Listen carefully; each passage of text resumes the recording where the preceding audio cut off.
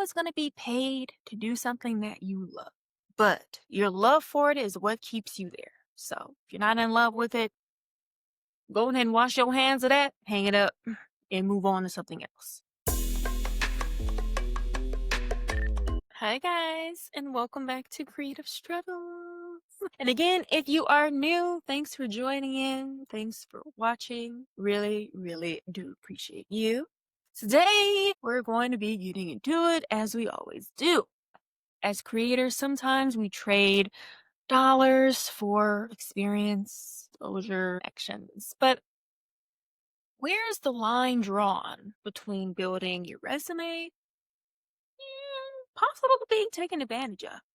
Navigating gigs that pay a little to nothing and figuring out how do you make it worth your time. Before we get into that, let's do the grind report. This week, yeah, I ain't got nothing for y'all, honestly. I'm working with the best with what I got. Everything is not always glitz and glam, as I said before. Is acting worth it if you're not being paid for it? Well, let's start with how bad do you want it? Now, I pose that question to you all. And this isn't even just about acting. Whatever you're passionate about, how bad do you want it? Your answer is going to determine how bad you want whatever it is that you're trying to pursue. In my case, it's acting. So we all know that acting is very up and down. And honestly, there's no money in it. There's not a consistent paycheck coming in because you could be working on a project for a couple of months. And then after that project, you may have nothing coming in because you haven't booked anything. You see what I'm saying? So you have to determine whatever it is that you're trying to pursue. If the money is not coming in how you want it to, are you going to stop work? Are you going to continue to be dedicated to it? That's what it is. It's dedication. Because at the end of the day, you're not always going to be paid to do something that you love, but your love for it is what keeps you there. So if you're not in love with it, go ahead and wash your hands of that, hang it up, and move on to something else. Because you have to love it. There's no other option. I think starting out, you don't have to be paid for it. Like, for example, for me, when I first moved here, I was not being paid to do acting. And if you are getting paid starting out, wonderful, you know? But 9 times out of 10, you're probably not getting paid because you have nothing for anybody to go off of but your face. They don't know what you can do, right? You don't have no reel. Your resume only got your name on it. I mean, what can they go off of to make you qualified for you to even be in the film and them to pay you? You see what I'm saying? So, pick up those gigs where you in the background. A student film actually would be great because you're not necessarily being paid, but you're getting the footage, which you can add to your reel that you need to send to these casting directors, these agencies, so they can look at your work and see what you can do.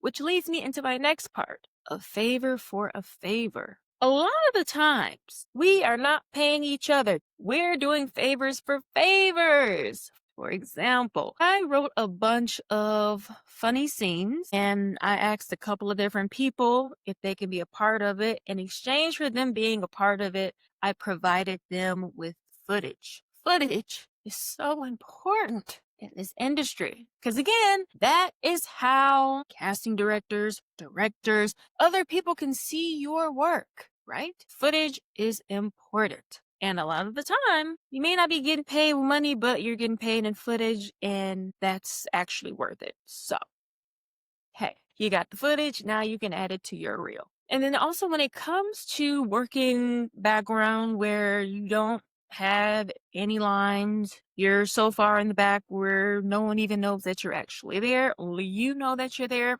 you were picked for a reason. They're not just putting any and everybody in these projects. They're putting certain people that fit their description of what they want, and they're picking you and they're putting you in. And it's fine if you say no, because sometimes they're not paying much of anything, but it's also background. So you can't expect to be paid, shoot, $1,000 and you barely on the camera. That's not how that works. Okay. That's just not how that works. But again, they picked you for a reason, and They may see something in you that they don't see in anybody else.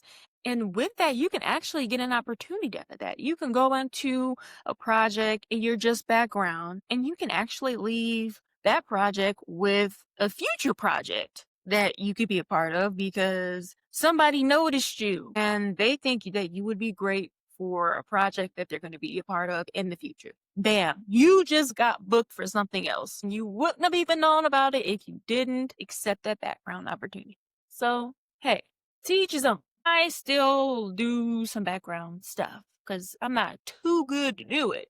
But sometimes I am looking at the price. What y'all offer? If it's only $100, probably ain't gonna call in to work for that. I'm just saying. Now, if it's an opportunity like ain't getting paid much in the background, you ain't gonna see me, but the project is big, I'm going to be a part of it. You know why? Networking. There are so many people on set that you meet that have connections to other people, or they might be the connect. A lot of these background opportunities, simply you go on a network. That is pretty much what that is. You're not on camera, really. You just sitting there networking. So this person may know somebody that is good with lighting. This other person may know somebody that is a sound person. Like, you never know who you're going to meet on set. So I strongly suggest taking a couple background roles here and there because the people that you meet on set, you probably wouldn't have met them anywhere else. I mean, you could have, but if you didn't book that background opportunity, you probably wouldn't have met them. So, hey, I'm just saying, if you do it. If you don't do it, that's on you. But I'm just giving you my little tokens. Also, when you are on set, please, and I can't stress this enough, please take a picture of whatever you're signing, specifically where it has what you're going to be getting paid, the payroll company, name of the project, all of that is usually on one sheet of paper. It's that contract/release form. Make sure you sign that. It also has your time card on it. Sign that because I'm going to tell you, if you do not take a picture of that and something happens where they lose your paperwork, you can't prove that you were there. So please take a picture. I do it all the time. They even tell you sometimes, take a picture for your own records. Please do that. Because I don't know why, but they still use actual paperwork. So you get to set and it's a thick, stapled, about 5 pages worth of paperwork that you need to sign. It has your personal information on it, and you're entrusting these people to handle it with care. If for whatever reason they lose this paperwork before they input your information into the system, you may be AOL. Ass out of luck. So remember to snip that picture just in case you might need to use it in the future. Which leads me into story time. Now, this happened like a year ago, and I was booked for 2 commercials within days of each other. Same casting agency, same payroll company that these folks were using. Please keep that in mind as I'm telling this story. I just assumed that I was going to be getting one check from these people because it's the same company. Why would they not put it on one check, right? So do the commercials, and a week later, I get a check.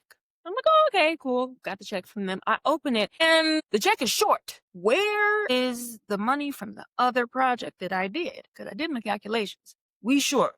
We real short. So I go back to the screenshot, or rather the picture that I took, found payroll information. I call them.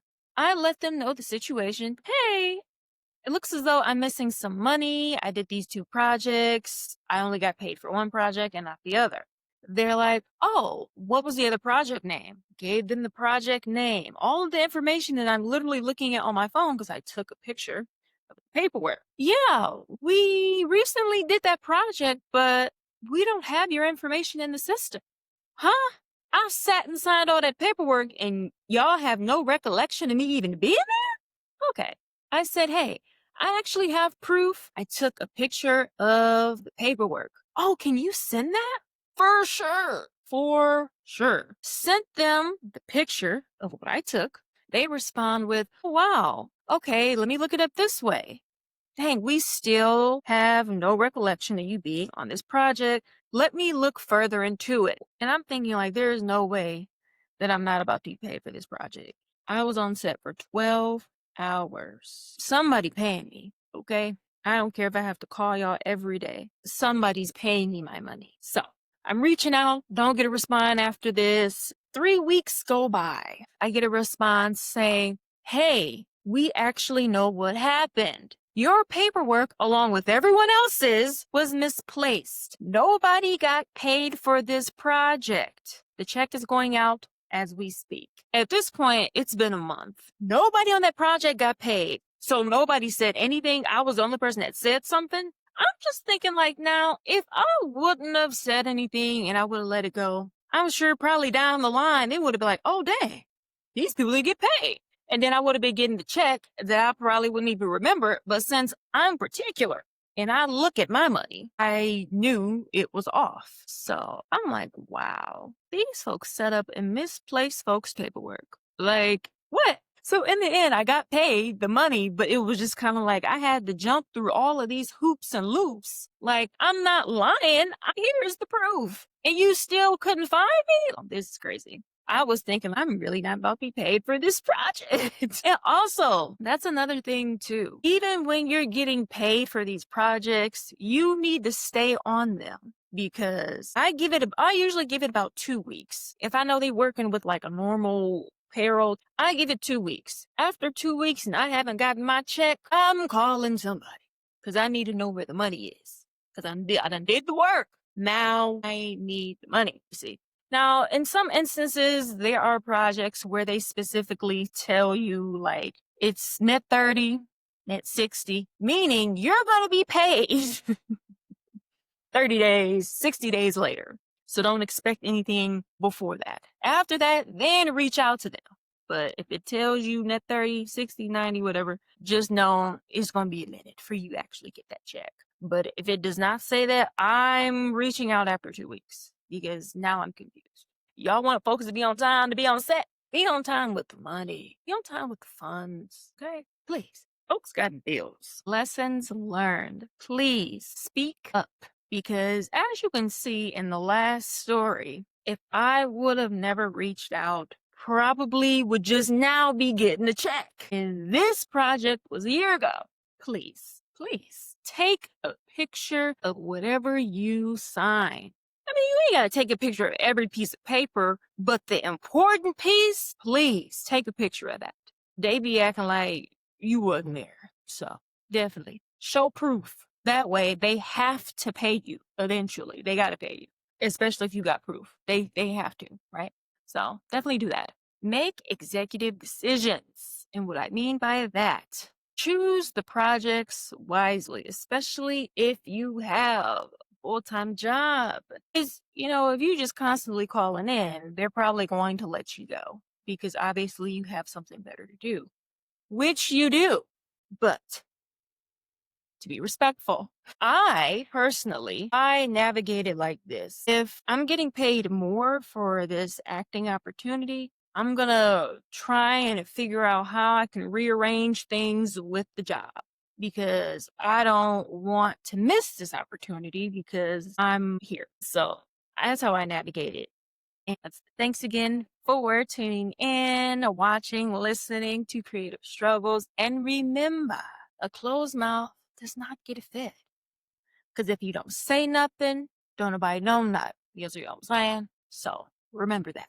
Until next time, my good people, like, comment, subscribe, leave a review, send an email. Because once I start getting enough emails, I'm going to add in another segment at the end of the episodes. So stay tuned for that because I would love to hear what you guys think, any stories you want to share, and I will present it to the class. So do that for me. See you later.